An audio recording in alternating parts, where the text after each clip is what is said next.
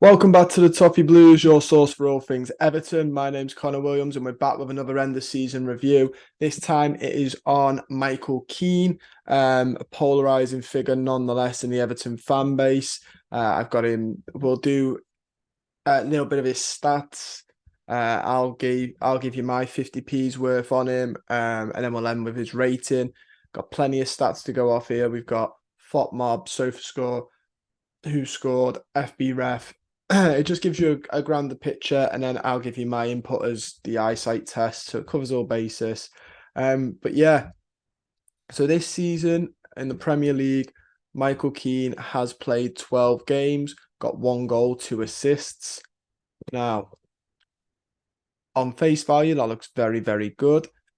He started 10 of those games, was subbed on for 2, played 983 minutes, so got a lot of game time this season. Got 1 goal, an XG of 1.6. So yeah, a goal, maybe two is probably what he was getting there.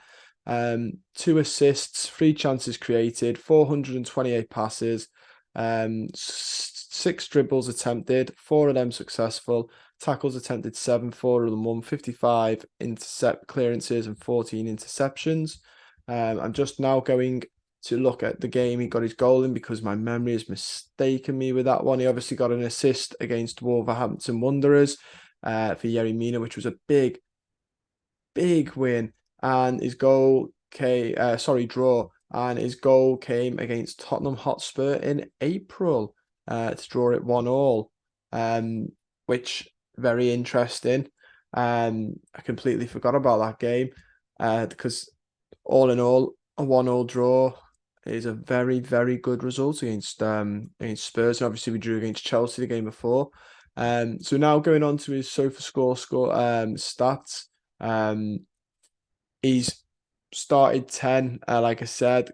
We've done his goals. Passing, he's got an expected assists of 0.82 with 8 assists. Three 0.3 key passes a game, 25 accurate passes per game, which is 70% accurate passing. Then we go on to his defending. He's got 2 clean sheets, 1.2 interceptions per game, 0.6 tackles per game, possession won 0.1 times per game, dribble passed per game is 0.3, clearances per game is 4.6, errors led to a shot 1, errors led to goals 0, and 2 penalties committed, which isn't a great one either. He's also lost possession 12.2 times, which for a centre back isn't great. But when you look at him compared to FB Ref, it compares him against the other centre backs, which is why I'm using all four. They all offer something different. He has the highest. He's in the highest percentile for non-penalty goals, for assists, for XG, for XAG as well. He's in a low percentile for passes attempted and passes completed, and progressive passes he's okay, but he's in the highest percentile for touches in the attacking penalty area, for successful take-ons, clearances and aerials won. He's in the high. So you can see sort of why Sean Dyche tried to reintroduce him. He's good at clearances. He's good at aerial duels. He does try to carry the ball out of defence an awful lot, which is where it comes well. The problem here is that he's quite error prone. Before we go on to who scored, that does his strengths and weaknesses, I'll say now from the eye test, he is a player that lacks confidence. I think he's really struggling in Everton. Sean Dyche gave him an opportunity. I think we all knew that was coming. And I don't think he's seized it, but I think it's a confidence thing as well. I don't think he's up for it. And I don't think he's needed either. When we look at what I've just said and what percentiles he's in, we've got Tarkowski, who is probably high in aerials won as well. He's probably not in the XG and stuff like that. But Michael Keane scored 1 and got 2 assists in a very small amount of games. So obviously those will look high as well. If it was throughout the 30 games, they won't look as pretty as that.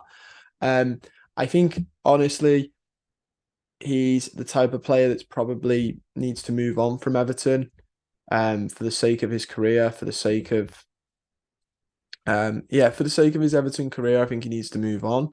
Um, his strengths and weaknesses are very, very well documented. I think most fans can tell what they are.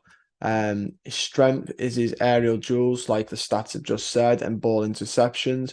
His weaknesses is passing and concentration and error proneness, which all go hand in hand. If you're not a great passer and you've got a lack of concentration and you've got errorness, they all end up being a bad recipe for disaster. His style of play likes to play a long ball.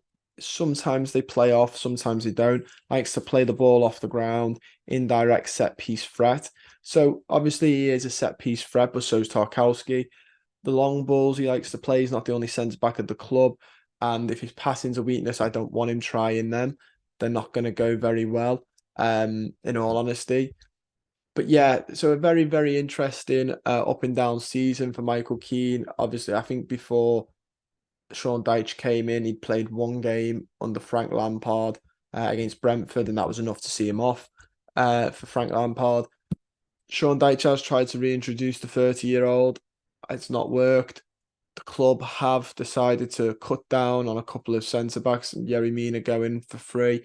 I would try to sell Michael Keane personally, but I think they're going to try and offload Holgate and Godfrey because people will want them more because they're still in their mid-20s and not a 30-year-old. I can see Michael Keane being one that stays at the club this summer, probably stays till his contract's done. In all honesty, I can't see many people wanting to buy him. So yeah, don't be shocked if you see him next year. For this season, I'm gonna give Michael Keane a 5.5.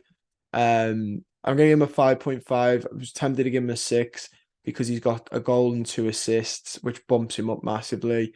But he is Michael Keane.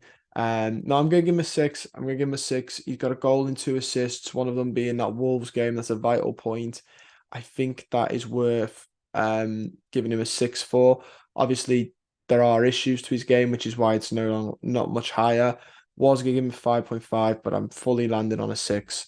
So yeah, there's a 6 for Michael Keane. I don't know how that's going to go down with a couple of you. Some of you might agree, some of you might disagree. He's a very polarizing character, so I'm sure this will spark debate.